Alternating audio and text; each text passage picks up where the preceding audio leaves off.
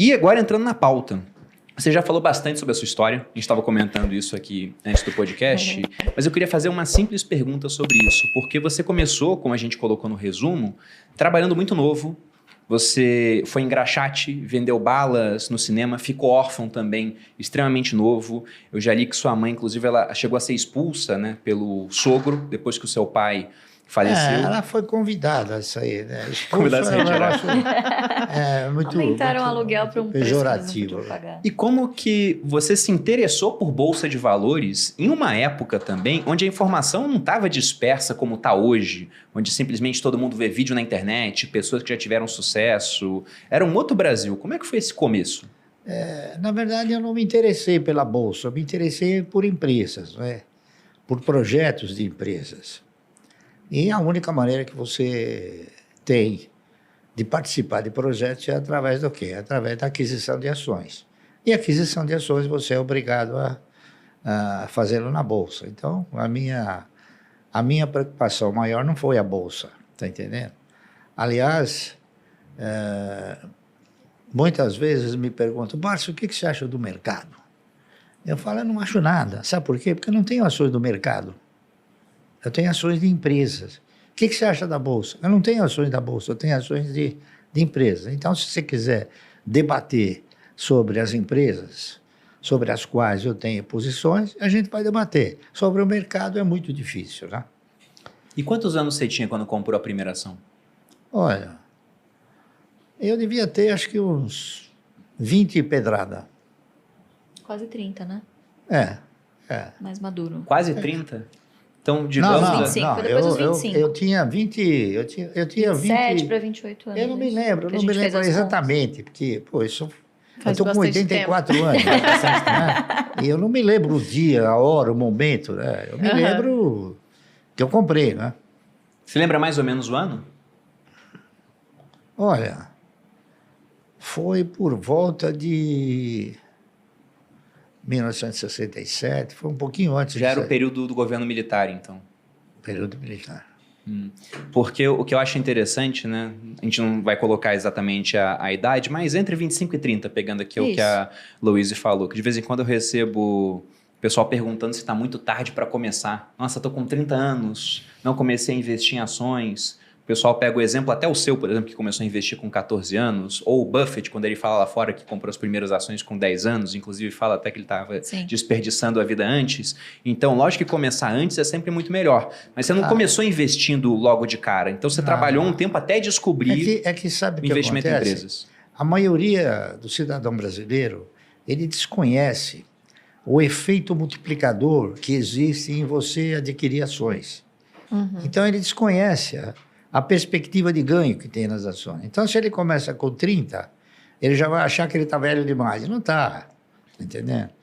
O ganho em ações é uma coisa que ele é imprevisível, entendeu? Então, você sendo bem orientado, não há dúvida nenhuma que você vai ganhar, você vai ser muito melhor beneficiado do que qualquer outra aplicação. E quando você começou a comprar essas primeiras ações, o intuito já era formar uma carteira que um dia seria responsável pela sua aposentadoria, pela sua previdência ou não? Eu pensei no seguinte, em 1970, 71, foi uma época em que a economia passou a exercitar uma forma mais real, não é isso? E, nessa ocasião, a maioria dos fundos de previdência privada começaram a quebrar. Então, inúmeros fundos que ainda hoje se comenta, né, que eram fundos particulares. Era Pereira Barreto, Providence, Montepio da Família Militar, GBOX, uma série deles, né? Então, eu comecei a ficar, assim, eu diria até preocupado, né? Se os fundos de previdência privada quebraram, até que ponto uma previdência sustentada pelo Estado poderia me proporcionar uma renda mensal digna, não é isso? No futuro. Então, eu comecei a pensar no futuro. E pensando no futuro, eu fui avaliando o quê? Fui avaliando as oportunidades que se ofereciam na época, não é isso? Que era letra de câmbio, o RTM, a RTP, bônus rotativos, tinha uma série de aplicações, não é isso? E tinha também ações que você participava no projeto de empresas, não é isso?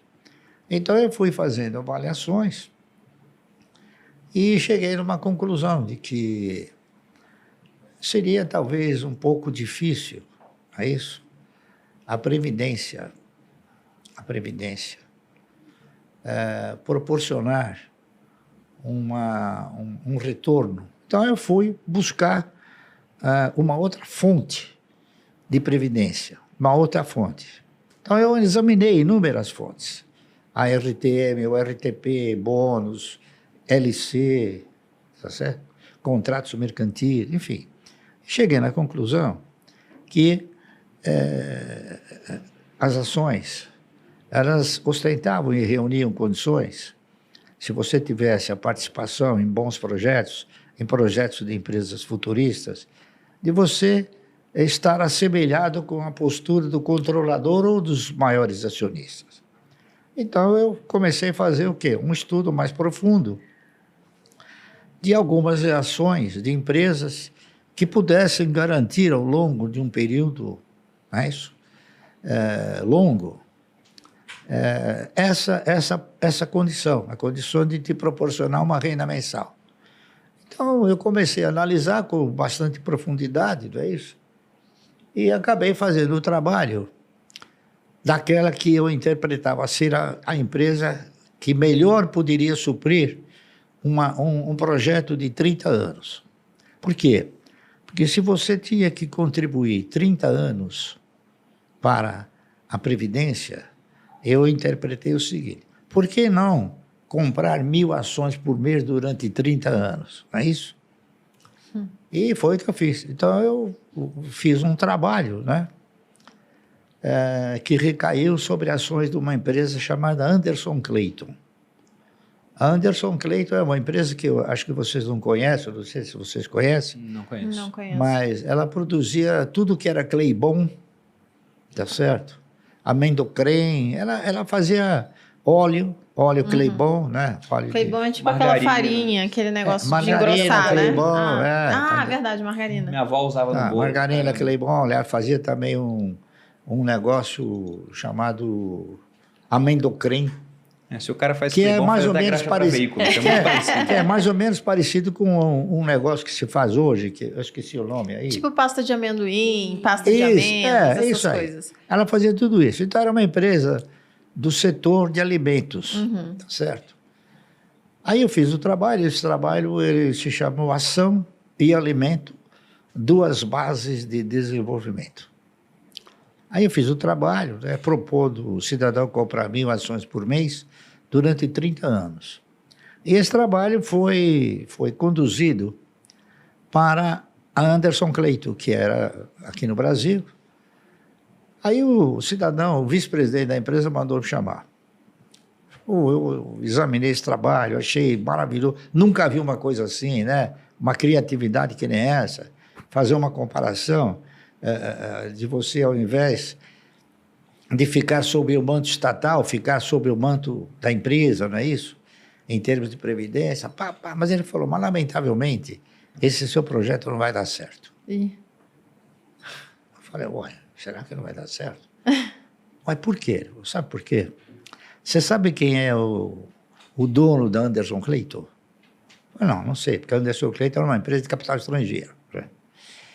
Eu falei, não sei. Ele falou, olha, os donos da Anderson Clayton são duas velhinhas de 80 anos que elas herdaram isso dos seus pais. Eu, sinceramente, vou dizer para você o seguinte, eu não sei quanto tempo elas vão resistir à pressão que elas vêm sofrendo para vender a Anderson Clayton. Tudo bem, então, já que a Anderson Clayton ela não ostentava a postura de viver mais 30 anos, não é isso? Então eu fiz. Eu passei para a ação subsequente, para a empresa subsequente. Porque a empresa tinha que ter duas condições importantes. Primeiro, perenidade. E segundo, tinha que ter o quê? Tinha que ter sustentabilidade, tá certo? A Anderson Clayton era a empresa que pagava o melhor dividendo do mercado. Por quê? Porque ela mandava para fora. Aí a empresa, em segundo lugar, chamava-se Centrais Elétricas de São Paulo, CESP. Aí eu fiz o trabalho sobre a CESP. Só que eu não tinha a convicção de que as ações pudessem representar essa sustentabilidade. Eu tinha esperança, tá entendendo? Então, o que eu fiz? Eu realizei o trabalho propondo ao cidadão comprar 1.000 ações por mês da CESP. A CESP, estatutariamente, ela pagava dividendo mínimo, prioritário e obrigatório, de 10% sobre 1. 10% sobre 1 é 10%. 10% sobre a metade é 20%. Então ela custava 45, 50 centavos. A Anderson Clayton também custava 45 centavos. E dava mais ou menos... E dava uma bonificação de 10% todo ano em novas ações. Então eu fiz o trabalho fazendo uma tabela, né, mostrando o primeiro ano, segundo ano, até o 30º ano. O que aconteceu? E aquele trabalho mostrou uma coisa interessante.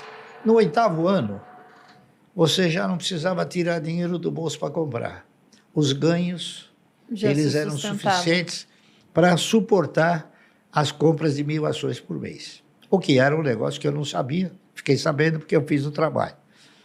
E esperançoso de que as ações pudessem efetivamente proporcionar uma renda mensal digna, eu denominei esse trabalho de Ações Garante o Futuro. Eu não tinha certeza, eu tinha esperança, não é isso?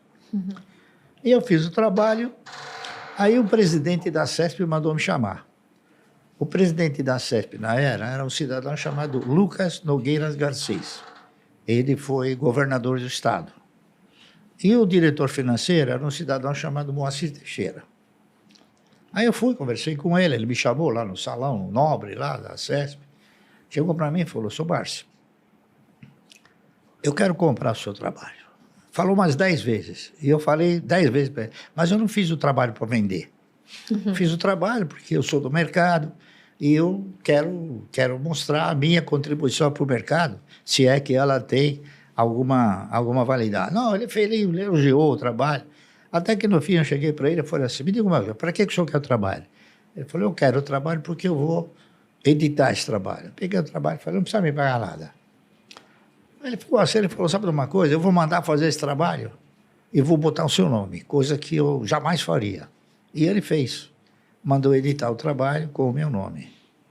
Ações Garante o Futuro. Então, agora eu tenho dito para ela o seguinte: esse título que eu coloquei era o título da esperança, tá certo? E hoje? O que eu diria hoje? Eu modificaria esse título? Claro. Eu acrescentaria um O. Então, Ações Garante um ótimo futuro. Com certeza, né? Deu Essa certo aqui é a no verdade. final. Deu certo. E Então, agora está aprovado, né? Depois de então tanto é tempo. uma coisa que, seguindo os padrões de comportamento que eu segui, a disciplina que eu sempre procurei desenvolver e a paciência, não é isso? Tudo isso acabou sendo muito importante, porque ações elas foram feitas para comprar, não para vender, entendeu? A maioria, a primeira pergunta que o cidadão faz quando ele quer entrar no mercado, ele fala: "E a hora de vender?" Falo: "Mas a ação não é para vender, é para comprar." Talvez nunca tenha hora de vender. Porque, veja bem, é um contrassenso você imaginar que você vai formatar uma carteira de renda mensal, comprar as ações para que essa carteira possa sustentar uma renda mensal. Se você quer uma renda mensal, por que você vai vender? Senão você elimina a possibilidade de uma renda mensal.